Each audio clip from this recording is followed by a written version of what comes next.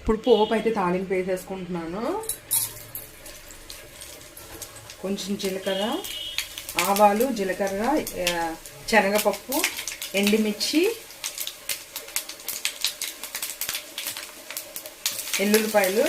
ఇలాగే ఎల్లుల్లిపాయలు తొక్కతో ఇలా కొట్టేసుకుంటే బాగుంటుంది అన్నమాట.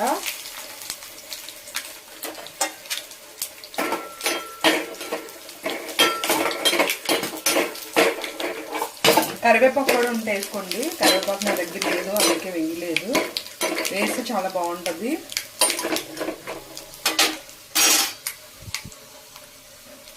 ఇలా ఈ పోపు తీసుకెళ్ళి చట్నీలో వేసేయాలి.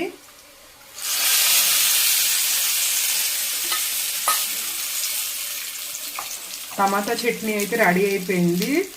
మీరు కూడా ట్రై చేయండి, చాలా బాగుంటుంది.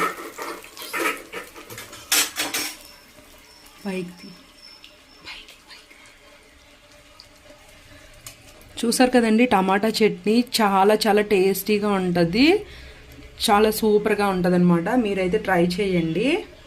ఇడ్లీ అయిపోయినాక అది ఇది చూపిస్తాను మీకు.